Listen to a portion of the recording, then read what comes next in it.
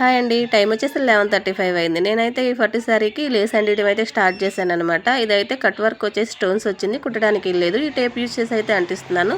ఇది వచ్చేసి cloth ఫైబరిక్ tape అండి. ఇదైతే 2 క్లాత్లకు మధ్యలో పెట్టేసి మనం హీట్ చేస్తుంటే మెల్ట్ అయిపోయి గమ్లాగా అయితే అతుక్కుపోతుంది అనమాట. అది జాగ్రత్తగా అంటేయండి, శారీ మీదకి వెళ్ళని కాకుండా ఇటువైపు పెట్టుకుని అంటించుకుంటే ఇలా మెల్ట్ అయిపోయి అంటుకుపోతుంది అనమాట గట్టిగా.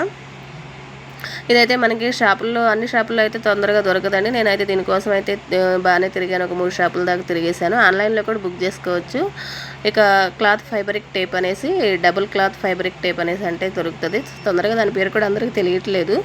ఇంక నేనైతే వాటి ఫోటోలు వీడియోస్ చూపించి అయితే షాపులో అడిగి తెచ్చాను. ఇలా అయితే గట్టిగా ఉంటుంది, పోదనమాట వాష్ చేసినా కూడా. ఈ శారీ మొత్తం నేను జాగ్రత్తగా అంటించుకునేసరికి నాకైతే 1 అవర్ దాకా పట్టింది టైం. 12:25 దాకా అయిపోయింది టైం.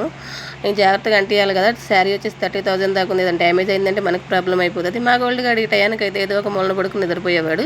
వాడు కూడా నాకు తోడుగా జెమినీ మ్యూజిక్లో పాటలు వింటూ డ్యాన్స్ చేస్తున్నాడు అనమాట. వీడియో నచ్చితే లైక్ చేయండి. ఇలాంటి మరిన్ని